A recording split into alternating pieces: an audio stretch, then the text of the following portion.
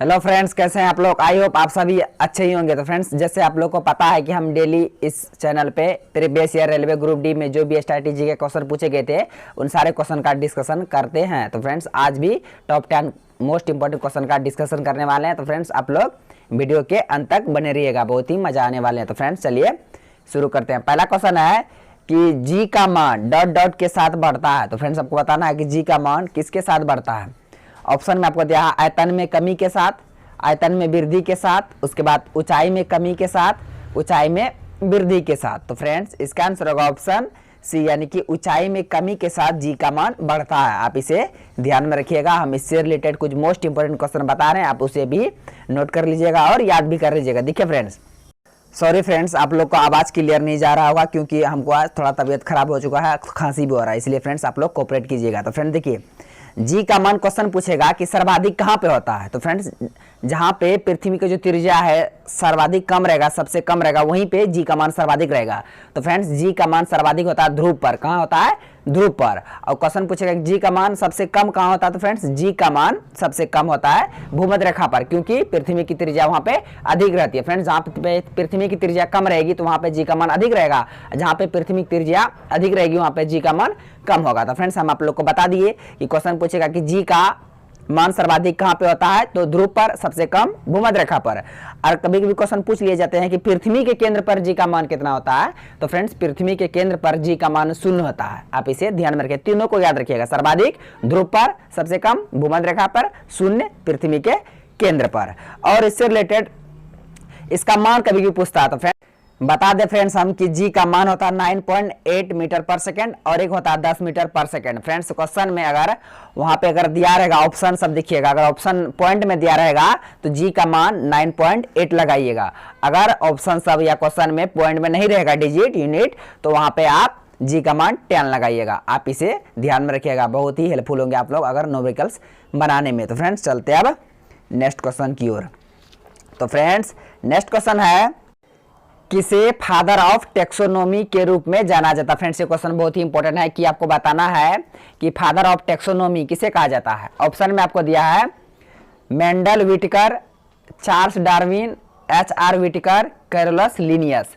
तो फ्रेंड्स, बता दे फ्रेंड्स, इसका आंसर ऑप्शन डी होगा। कैरोलस लिनियस को फादर ऑफ टेक्सोनोमी के रूप में जाना जाता। फ्रेंड्स, ये बहुत ही महत्वपूर्ण व्यक्ति थे। हम इससे रिलेटेड जो मतलब ये काम किए थे उसको हम बता दे रहे हैं, बहुत ही इंपॉर्टेंट क्वेश्चन था इससे रिलेटेड। तो फ्रेंड्स देखिए, लिनियस ने ही मतलब कैरोलस लिनियस ने ही प्रत्येक जो जीवधारी थे उनका नाम लैटिन भाषा के 2 शब्द से मिलकर बनाने की पद्धति को विकसित किया था, जिन्हें द्विनाम पद्धति कहा जाता है। तो फ्रेंड्स, क्वेश्चन पूछता है कि द्विनाम पद्धति किसने दिया था, तो ये किसने विकसित किया था।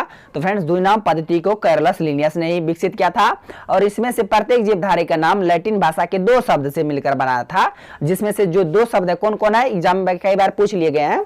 तो ये 2 शब्द, पहला शब्द हो गया वंश, याद रखिएगा, पहला शब्द वंश हो गया और दूसरा शब्द हो गया जाति। दोनों को याद रखिएगा, लैटिन भाषा के 2 शब्द, पहला वंश, दूसरा जाति। तो फ्रेंड्स, मानव का वंश का नाम होमो है और जाति का नाम सेपियंस है। तो इसलिए मनुष्य का जो वैज्ञानिक नाम है उसका नाम क्या है, होमो सेपियंस। क्या है? होमो सेपियंस। इससे बहुत ही इंपॉर्टेंट क्वेश्चन बना था फ्रेंड्स, हम बता दिए, आप लोग इसे नोट कर लीजिएगा और याद भी कर लीजिएगा। क्योंकि देखिए, अगर आपको एक बार में समझ नहीं आ रहा तो फ्रेंड्स हम दोबारा इसको बोल देते, सिर्फ आप लोग ध्यान से सुनिएगा और वीडियो के अंत तक बने रहिएगा। अगर वीडियो अच्छा लग रहा तो लाइक भी कर देता कि हम और मोटिवेट होकर आपको बता सके। जो फ्रेंड्स, कैरोलस लिनियस को फादर ऑफ टेक्सोनोमी कहा जाता है। इन्होंने द्विनाम पद्धति को विकसित किया था और द्विनाम पद्धति को दिया था। इसमें से लैटिन भाषा का जो 2 शब्द से मिलकर प्रत्येक जीवधारी का नाम रखा था, जिसमें से पहला शब्द वंश हो गया और दूसरा शब्द जाति हो गया। मनुष्य का जो वंश का नाम है होमो और जाति इसका सेपियंस है, इसलिए मनुष्य का वैज्ञानिक नाम होमो सेपियंस है। तो फ्रेंड्स, हम बता दिए, आप लोग इसे ध्यान में रखिएगा। तो चलते हैं अब नेक्स्ट क्वेश्चन की ओर। तो नेक्स्ट क्वेश्चन है कि मराठी समाचार पत्र केसरी की स्थापना किसने की थी। फ्रेंड्स, ये सारे question previous year railway group D में पूछे गए क्वेश्चन है, इसलिए आप लोग के लिए बहुत ही हेल्पफुल होंगे सारे क्वेश्चन। तो फ्रेंड्स, क्वेश्चन है कि मराठी जो समाचार पत्र है केसरी की स्थापना किसने की थी। ऑप्शन में आपको दिया है महात्मा गांधी, जवाहरलाल नेहरू, राजा राम मोहन राय, बाल गंगाधर तिलक। तो इसका आंसर होगा ऑप्शन डी, यानी कि बाल गंगाधर तिलक। मराठी समाचार पत्र जो केसरी है इसकी स्थापना किसने किया था, तो बाल गंगाधर ने किया था फ्रेंड्स। और ये जो मराठा समाचार पत्र ये अंग्रेजी भाषा में प्रकाशित किया था। मराठा हुआ, केसरी हुआ, ये सारे समाचार पत्र किसके हैं? तो ये बाल गंगाधर तिलक के हैं। और ये प्रथम भारतीय थे जो पत्रकारिता के लिए प्रथम बार जेल जाने वाले भारतीय थे 1898 ईस्वी में, ये बाल गंगाधर तिलक ने। तो फ्रेंड्स इससे रिलेटेड बहुत ही इंपॉर्टेंट क्वेश्चन था ये, आप लोग उसे ध्यान में रखिएगा। और इसका एक नारा था कि स्वराज हमारा जन्मसिद्ध अधिकार है और हम इसे लेकर रहेंगे, ये भी नारा किसका है? तो ये बाल गंगाधर तिलक जी का है। और बहुत ही इंपॉर्टेंट क्वेश्चन था। और फ्रेंड्स महात्मा गांधी जी क्वेश्चन पूछता है कि इंडियन ओपिनियन जो समाचार पत्र है ये कहाँ पे ये शुरुआत किया था, इसका प्रकाशित कहाँ किया था? तो फ्रेंड्स महात्मा गांधी जी का ही पत्रिका थे इंडियन ओपिनियन, ये दक्षिण अफ्रीका में प्रकाशित किया था। कौन? महात्मा गांधी। इंडियन ओपिनियन, ये क्वेश्चन बहुत ही इंपॉर्टेंट है, पिछले कई एग्जाम पूछा है कि इंडियन ओपिनियन नामक समाचार पत्र को किसने प्रकाशित किया था? तो ये महात्मा गांधी जी ने किए थे। कहाँ पे? दक्षिण अफ्रीका में, आप इसे ध्यान में रखिएगा। और ये दक्षिण अफ्रीका से कब लौटे थे? तो 9 जनवरी 1915 को ये दक्षिण अफ्रीका से लौटे थे, इसलिए 9 जनवरी को प्रवासी दिवस के रूप में हम लोग मनाते हैं। तो इतने सारे बात को इससे रिलेटेड आप याद रखिएगा। और राजा राम मोहन राय है फ्रेंड्स, इसके बारे में बता दे रहे हैं, इसको आधुनिक भारत का जन्मदाता कहा जाता है। और इनका भी एक समाचार पत्र है जो मिरातुल अखबार हुआ और संवाद कौमुदी, ये दोनों राजा राम मोहन राय के हैं, बहुत ही इंपॉर्टेंट है, आप इसे भी ध्यान में रखिएगा। और महात्मा गांधी आप लोगों को पता ही होगा, यंग इंडिया, हरिजन। तो चलते हैं अब नेक्स्ट क्वेश्चन की ओर। नेक्स्ट क्वेश्चन है कि निम्नलिखित में से किसे मानव शरीर का सैनिक कहा जाता है, यानी सैनिक कहलाता है? कौन इनमें से मानव शरीर का सैनिक कहलाता है? ऑप्शन में आपको दिया आरबीसी, हृदय, पेट, डब्ल्यूबीसी।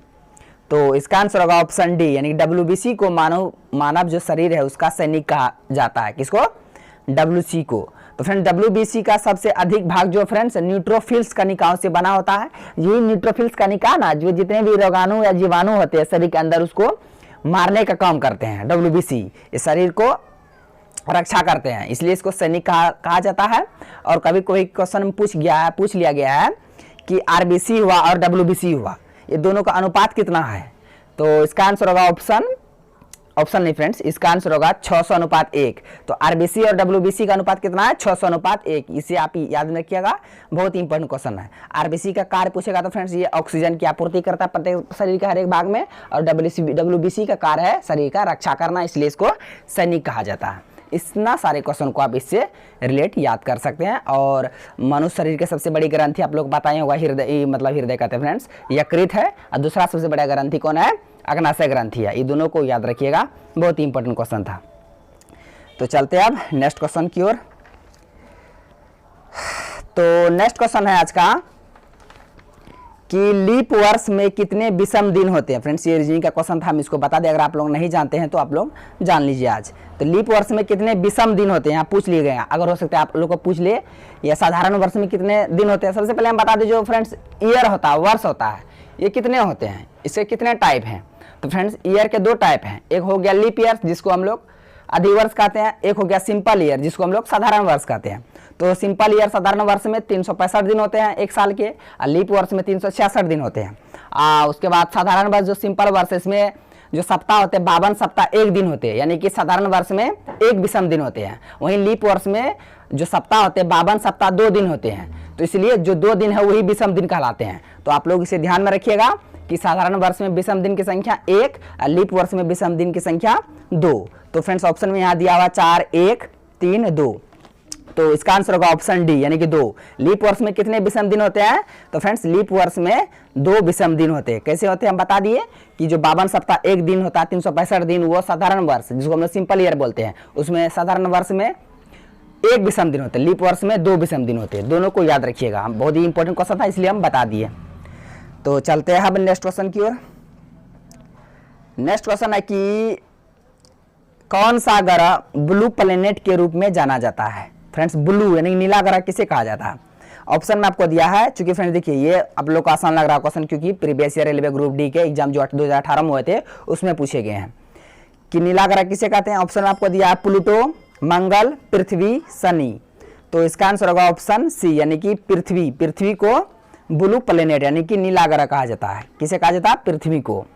और इसके अलावे पीला ग्रह किसे कहा जाता है? बृहस्पति ग्रह को। लाल ग्रह मंगल ग्रह को। सबसे चमकीला ग्रह शुक्र। भोर का तारा शुक्र। सांझ का तारा शुक्र। सबसे अधिक ठंडा ग्रह वरुण। हरा ग्रह वरुण। और विशाल लाल धब्बे वाला ग्रह बृहस्पति। सारे क्वेश्चन आप लोग पता ही होगा, एक शुरू से पढ़ते आ रहे होंगे, आप लोग उसे भी ध्यान में रखिएगा। हम लोग का जो सौर मंडल है, सोलर प्लेनेट है, जो हमारे फ्रेंड्स सोलर सिस्टम है, उसमें कुल 8 ग्रह हैं। कौन कौन है आप लोग को पता ही होगा, एक बार हम रिपीट कर दे रहे हैं। उसमें बाहरी ग्रह और जो आंतरिक ग्रह, इससे क्वेश्चन पूछता है कि इनमें से कौन आंतरिक ग्रह है, इनमें से कौन बाह्य ग्रह है, इसलिए हम बता दे रहे हैं, आप लोग सुनिएगा। देखिए आंतरिक ग्रह जो सूर्य से नजदीक से चलिए, सबसे पहले बुध, शुक्र, पृथ्वी, मंगल, ये आंतरिक ग्रह हुआ। उसके बाद बृहस्पति, शनि, अरुण, वरुण, ये बाह्य ग्रह हुआ। तो ये मंगल और बृहस्पति के बीच क्षुद्र ग्रह पाए जाते हैं। तो क्वेश्चन कई बार एग्जाम में पूछ लिए गए हैं कि क्षुद्र ग्रह किसके बीच है? तो फ्रेंड्स क्षुद्र ग्रह मंगल और बृहस्पति के बीच स्थित है। और बुध, शुक्र, पृथ्वी, मंगल को आंतरिक ग्रह कहा जाते हैं, और बृहस्पति, शनि, अरुण, वरुण, ये चारों को बाह्य ग्रह कहे जाते हैं। आप इसे ध्यान में रखिएगा। सूर्य से सबसे नजदीक ग्रह बुध, और सूर्य से सबसे अधिक दूर स्थित ग्रह वरुण ग्रह, और जिसे हम लोग ठंडा ग्रह या हरा ग्रह के नाम से भी जानते हैं। तो इसको आप याद रखिएगा, इससे रिलेटेड बहुत ही सारे क्वेश्चन बता दिए। तो चलते हैं अब नेक्स्ट क्वेश्चन की ओर। तो नेक्स्ट क्वेश्चन है कि निम्नलिखित में से किसने द विंग्स ऑफ फायर संकलित किया है? जो friends the wings of fire ये जो बुक है, ऑटोबायोग्राफी है, ये किसकी है? ऑप्शन में आपको दिया है के आर नारायण, एपीजे अब्दुल कलाम, भाई यानी कि आई के गुजराल, उसके बाद आपको दिया है प्रणब मुखर्जी। तो इसका आंसर होगा ऑप्शन बी। क्या होगा? ऑप्शन बी होगा इसका आंसर। एपीजे अब्दुल कलाम का ये ऑटोबायोग्राफी है द विंग्स ऑफ फायर। आप इसे ध्यान में रखिएगा। इसके अलावा टर्निंग पॉइंट हुआ, ये भी एपीजे अब्दुल कलाम का ही बुक है, जो कि बहुत ही इंपॉर्टेंट बुक था। तो चलते हैं अब नेक्स्ट क्वेश्चन की ओर। नेक्स्ट क्वेश्चन बहुत ही इंपॉर्टेंट है फ्रेंड्स, आप लोग ध्यान से सुनिएगा कि किसी लगाए गए बल के लिए यदि क्षेत्रफल कम है तो दाब होगा, क्या होगा? यदि कोई भी क्या क्वेश्चन कह रहा है कि किसी लगाए गए बल के लिए यदि क्षेत्रफल कम है तो दाब क्या होगा? अधिक, कम, बदलता या स्थिर? तो जब क्षेत्रफल कम होगा तो दाब अधिक होगा, तो इसका आंसर ऑप्शन ए हो जाएगा, अधिक होगा। क्या हुआ? अधिक होगा। हम उसको बता रहे हैं थोड़ा डिटेल से, आप लोग सिर्फ सुनिएगा। देखिएगा, किसी सतह की प्रति इकाई क्षेत्रफल पर जो कार्य कर रहा है वह बल का दाब कहलाता है। अब दाब बराबर आप लोग को पता ही है कि बल बट्टे क्षेत्रफल होता है। दाब बराबर क्या होता है? बल बट्टे क्षेत्रफल होता है। ये जो अगर इसमें जो इन्वर्सली प्रोपोर्शनल है, अगर क्षेत्रफल बढ़ेगा तो दाब घटेगा, क्षेत्रफल घटेगा तो दाब बढ़ेगा। अगर यहीं पे देखिए दाब बढ़ेगा तो बल भी बढ़ेगा, दाब घटेगा तो बल भी घटेगा। आप इसे ध्यान में रखिएगा। दाब बराबर बल बटा क्षेत्रफल होता है, तो यहाँ बोल रहा है क्षेत्रफल कम। जब फ्रेंड्स क्षेत्रफल कम होगा तो दाब बढ़ेगा, तो इसीलिए इसका आंसर होगा ऑप्शन क्या हो जाएगा? ऑप्शन ए, यानी कि अधिक, यानी बढ़ेगा। दाब का ऐसे मात्रक पास्कल आपको पता ही होगा। दाब एक कौन सी राशि है? अदिश राशि है। तो फ्रेंड्स यहाँ तक तो हम बता दिए हैं। आज का टॉप 10 क्वेश्चन था, और भी देखते हैं होगा। हाँ, और क्वेश्चन है कि भारत में पंचायत राज की स्थापना के लिए निम्नलिखित में से कौन सा संवैधानिक संशोधन अधिनियम प्रदान किया गया? जो फ्रेंड्स भारत में पंचायती राज व्यवस्था है, इसकी स्थापना किस संवैधानिक संशोधन द्वारा किया गया था? ऑप्शन में आपको दिया 74वां, 92वां, 73वां, 53वां। तो इसका आंसर होगा ऑप्शन सी। ऑप्शन सी होगा इसका आंसर। किसका? कि जो भारत में जो पंचायती राज है, इसकी स्थापना 73वां संविधान संशोधन 1992 के तहत किया गया था। आप इसे ध्यान में रखिएगा। 73वां संविधान संशोधन द्वारा पंचायती राज को, वही पूछेगा 74वां संविधान संशोधन, ये नगर पालिका को संवैधानिक दर्जा दिया गया था। आप दोनों को याद रखिएगा। और फ्रेंड्स 73वां संविधान संशोधन द्वारा 11वीं अनुसूची को भी जोड़ा गया था, जिसमें से 29 विषय हैं जिसमें पंचायती राज कानून बना सकते हो उसमें। और ऑप्शन में दिया 53वां। तो फ्रेंड्स 53वां संविधान संशोधन द्वारा 1986 में मिजोरम को 23वें राज्य के रूप में 1987 में राज्य बनाया गया था। आप इसे भी ध्यान में रखिएगा। और 92वां संविधान संशोधन द्वारा जो 8वीं अनुसूची में 4 भाषा को जोड़ा गया था। कौन कौन? बोडो, डोंगरी, मैथिली, संथाली, ये 4 भाषा को जोड़ा गया था 92 संविधान संशोधन के द्वारा 8वीं अनुसूची में। चारों संविधान संशोधन हम बता दिए, आप लोग ध्यान में रखिएगा। तो फ्रेंड्स चलते अब नेक्स्ट क्वेश्चन की ओर। तो नेक्स्ट क्वेश्चन है कि ... को अभिसरण दर्पण भी कहा जाता है, कन्वर्जिंग मिरर किसे कहा जाता है? ऑप्शन में आपको दिया अवतल, समतल, उसके बाद समोत्तल, उत्तल। तो फ्रेंड्स इसका आंसर होगा ऑप्शन ए, यानी कि अवतल दर्पण को अभिसरण दर्पण भी कहा जाता है। किस दर्पण को? अवतल दर्पण को, जिसको हम लोग कन्वर्जिंग मिरर भी कहा जाता है। इसमें जो फ्रेंड्स जो दर्पण होता है उसका परावर्तक सतह धंसा हुआ रहता है अवतल दर्पण में, उत्तल दर्पण में उभरा हुआ रहता है। इसलिए फ्रेंड्स उत्तल दर्पण को अपसारी दर्पण या डाइवर्जिंग मिरर कहते हैं, अवतल दर्पण को अभिसरण दर्पण या कन्वर्जिंग मिरर कहते हैं। इसी जस्ट उल्टा हो जाता है लेंस में। लेंस में उत्तल लेंस को अभिसारी लेंस कहते हैं, अवतल लेंस को अपसारी लेंस कहते हैं। आप कंफ्यूज मत होइएगा, उलट जाता है, लेंस में बदल जाता है और दर्पण में भी। तो फ्रेंड्स आप इसे ध्यान में रखिएगा। तो फ्रेंड्स आज का टॉप 10 क्वेश्चन लगता है खत्म हो गया। फ्रेंड्स आई होप सारे क्वेश्चन समझ गए। अगर आप नए हैं तो मेरे यूट्यूब चैनल करजी जे अड्डा को सब्सक्राइब करें और बेल आइकन को भी हिट कर दीजिए ताकि हर एक लेटेस्ट वीडियो का नोटिफिकेशन तुरंत आप तक पहुंच जाए। धन्यवाद, मिलते हैं अब नेक्स्ट वीडियो में।